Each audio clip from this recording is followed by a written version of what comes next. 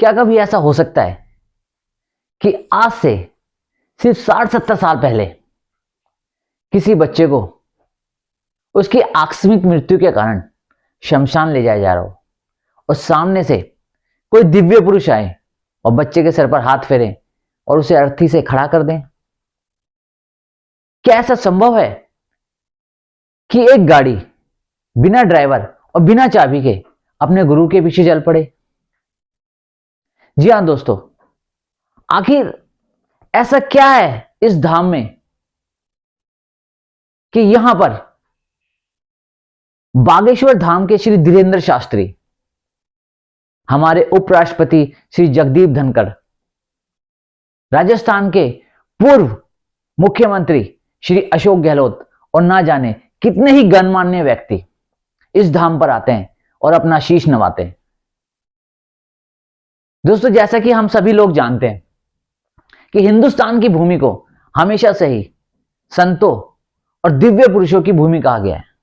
यहां एक से एक संत पैदा हुए हैं, एक से एक दिव्य पुरुष पैदा हुए हैं, उन्होंने अनेकों अनेक चमत्कार दिखाए हैं। अगर हम सतयुग की बात छोड़ भी दें तो अभी 100-125 साल पहले ही शिरडी के साईं बाबा, कैंची धाम के नीम करोली बाबा, गुरुजी जिन्हें बड़े गुरुजी के नाम से भी जाना जाता है, ऐसे अनेकों अनेक संत हुए हैं जिन्होंने काफी चमत्कार दिखाए हैं, लोगों के कष्ट हरे, लोगों के रोग हरे, जिससे उनकी मान्यता काफी बड़ी है। ऐसे ही एक धाम के बारे में मैं आपको बताना चाहूंगा जिसे सांगले धाम के नाम से जाना जाता है। सांगले धाम का इतिहास लगभग 400 से 500 साल पुराना है। अभी पिछले 7-8 माह पूर्व ही यहां पर बागेश्वर धाम के श्री धीरेन्द्र शास्त्री जी ने आकर मत्था टेका। उसके कुछ समय पश्चात ही हमारे उपराष्ट्रपति श्री जगदीप धनखड़ जी ने भी मत्था टेका। वहां पर राजस्थान के पूर्व मुख्यमंत्री श्री अशोक गहलोत जी और अनेकों अनेक गणमान्य व्यक्तियों ने आकर मत्था टेका। उनकी उपस्थिति ने मेरे अंदर जिज्ञासा पैदा करी कि आखिर इस धाम में ऐसा क्या है। तो मैंने सोचा क्यों ना इस धाम के बारे में कुछ पढ़ा जाए, कुछ जाना जाए। मैंने वहां के बुजुर्गों से बात करी, तब मुझे पता लगा कि यह धाम लगभग 400 से 500 साल पुराना है। कहते हैं कि इस धाम में एक दिव्य पुरुष आकर बसे थे। उनकी कदकाठी बिल्कुल दुबली पतली थी, उनका जो लंबाई थी लगभग 6 से 7 फुट की थी और उनका रूप अर्धनारीश्वर रूप के जैसा था, यानी कि आधा नर और आधा नारी के रूप में। जब वो उस धाम में आके बैठे तो आसपास के गांवों में काफी जिज्ञासा का विषय बन गए। लोग बाग उनको पूजने लगे। उन्होंने अनेकों अनेक चमत्कार दिखाए, काफी लोगों के कष्ट हरे, काफी जन कल्याण के कार्य करे और धीरे धीरे करके इस धाम की ख्याति दूर दराज तक बढ़ने लगी और आने वाले समय में कई संतों ने वहां पर अपने चमत्कार दिखाए। अभी मैं अगर आपसे 60-70 साल पहले की ही बात करूं तो कहते हैं कि वहां पर एक स्वामी लादूदास जी महाराज भी हुए थे। कहते हैं कि आज से 60-70 साल पहले ही एक बच्चे को अर्थी पर ले जा रहे थे। कुछ माह पूर्व ही उसका जन्म हुआ था, लेकिन उसकी आकस्मिक मृत्यु हो गई थी। डॉक्टर ने उसे मृत घोषित कर दिया था। जब उसके परिवार वाले उस बच्चे को शमशान ले जा रहे थे तो सामने से ही श्री लादूदास जी महाराज, जो कि सांगलिया धुनी के महंत थे, वो आते हुए दिखाई दिए। उन्होंने उस काफिले को रोका और पूछा कि इस बच्चे को कहां ले जा रहे हैं। तो सभी ने कहा कि महाराज जी, बच्चे की मृत्यु हो गई है और इसे हम शमशान ले जा रहे हैं। तब महाराज जी ने कहा कि आप इसे शमशान ना ले जाइए, आप इसे घर ले जाइए। यह बात सुनकर थोड़ा वहां के लोगों को अचरज भी हुआ। उन्होंने महाराज जी से पूछा कि महाराज जी, आप आखिर ऐसा क्यों कह रहे हैं।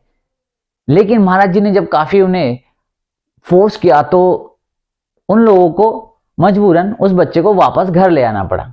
तब महाराज जी ने घर जाकर उस बच्चे के सर पर हाथ फेरा और उसके माता पिता को कहा, जब यह बच्चा उठ जाएगा तो एक बार सांगलिया धुनी में आकर इसका मत्था टिका लाना। और ऐसा कहकर महाराज जी वहां से चले गए। दोस्तों कहते हैं कि कुछ ही समय पश्चात वो बच्चा उठ खड़ा हुआ और वहां पर मौजूद हर शख्स आश्चर्य से भर गया। उन्हें इस चीज का यकीन ही नहीं हुआ। और वहां पर श्री लादूदास जी महाराज जी के जयकारों से आसपास का माहौल गूंजने लगा। उसके परिवार वाले उस बच्चे को सांगलिया धुनी दर्शन कराने लेके गए। जब मैंने इस बात को सुना तो मेरे को थोड़ा लगा कि क्या इस कलयुग में भी ऐसा कुछ संभव है। तो मैंने थोड़ी सी जांच करके पता लगाया कि वो बच्चे, जिस बच्चे की हम बात कर रहे हैं, अब वो एक अच्छी खासी उम्र के हैं। उनके खुद के 3-4 बच्चे हैं, वो दादाजी भी बन चुके हैं। मैंने उनसे मुलाकात करी तो जब मैंने उनसे इस घटना के बारे में पूछा तो उन्होंने कहा कि हाँ, यह बात बिल्कुल सत्य है। मैंने उनसे आग्रह किया कि क्या आप कैमरा पर आकर इस बात को बोल सकते हैं, लेकिन उन्होंने किसी सुरक्षा कारण से ऐसा करने में अपनी असमर्थता जताई। दोस्तों ये तो एक किस्सा हुआ। एक सांगलिया धाम का एक बहुत ही फेमस किस्सा है। कहते हैं कि लादूदास जी महाराज जी के बाद वहां की गद्दी श्री खीमादास जी महाराज जी को मिली। श्री खीमादास जी महाराज जी अपने भक्तों के साथ अपनी ही गाड़ी में किसी सत्संग में जा रहे थे। ये बहुत ही फेमस किस्सा है, आपको हर जगह मिल जाएगा। तो उस गाड़ी पर काफी लोग सवार थे। जब वो अपने सत्संग की तरफ को बढ़ रहे थे तो रास्ते में एक ट्रैफिक इंस्पेक्टर ने खीमादास जी महाराज जी की गाड़ी को हाथ देकर रोक लिया और ड्राइवर से कहा कि आप अपने कागज दिखाइए। ड्राइवर ने बोला, यार कागज तो हम घर भूल आए हैं। तो उन्होंने कहा कि आप गाड़ी से नीचे उतरिए और ये चाबी मुझे दे दीजिए क्योंकि गाड़ी तो बंद होगी। उन्होंने महाराज जी से आग्रह किया कि महाराज जी आप गाड़ी से उतर जाइए क्योंकि यह गाड़ी तो अब बंद होगी। खीमादास जी महाराज अपने बस भक्तों के साथ उस गाड़ी से उतर गए और कहा, उस ट्रैफिक इंस्पेक्टर को कहा कि अगर ये गाड़ी मेरी होगी तो खुद ब खुद मेरे पीछे चलकर आएगी। और दोस्तों आप यकीन नहीं करेंगे, जैसे ही महाराज जी 10-12 कदम चले वो गाड़ी खुद ब खुद महाराज जी के पीछे चलने लगी। ऐसा देखकर वो ट्रैफिक इंस्पेक्टर आश्चर्य से भर गए। वो तुरंत बाबा जी के चरणों में गिर गए और वो चाबी उन्होंने वापस करी और आग्रह किया कि महाराज जी आप इस गाड़ी को ले जाइए। दोस्तों इस धुनी के अनेकों अनेक चमत्कार हैं, कुछ सुने अनसुने किस्से हैं।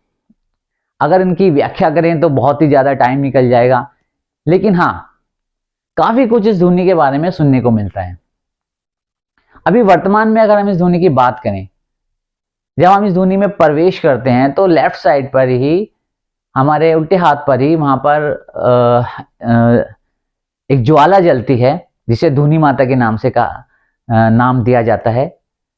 कहते हैं कि इस धुनी में स्वयं मां ज्वाला मां भवानी के रूप में विद्यमान है और कहा जाता है कि मात्र इस धुनी के दर्शन करने से ही लोगों के कई कष्ट रोग हर लिए जाते हैं।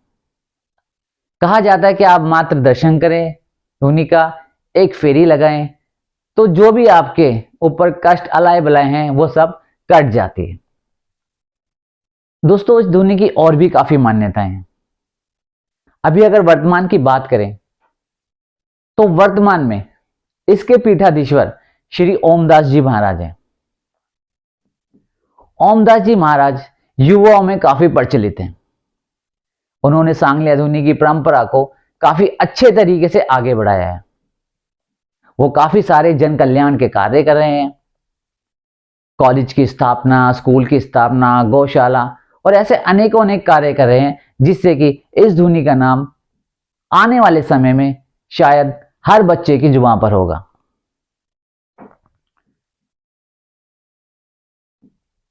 इस धुनी की एक खास बात और है दोस्तों, यहां पर गुरु को साहिब की संज्ञा दी गई है। जब भी यहाँ के भक्त आपस में मिलते हैं तो जय साहिब की कहते हैं और एक दूसरे से स्नेह का आदान प्रदान करते हैं।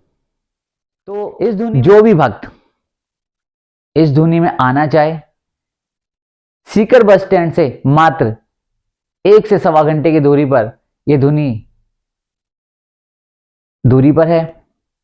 वहां पर जाने के लिए आप किसी भी बच्चे से पूछेंगे या किसी भी सज्जन पुरुष से पूछेंगे, वो स्वयं आपको उस धुनी तक छोड़कर आएगा। राजस्थान में इस धुनी की मान्यता दिन प्रतिदिन बढ़ती जा रही है। बाबा खीमादास जी महाविद्यालय का निर्माण भी काफी जोरों से चल रहा है। यहां से एक विद्यार्थी आईपीएल में भी सिलेक्ट हुए। तो कहा जा सकता है कि धुनी माता यहां पर सभी को कुछ ना कुछ दे रही है। तो अगर आप लोग भी वहां दर्शन करना चाहते हैं तो एक बार उस जगह के दर्शन जरूर करिएगा। जय साहिब की।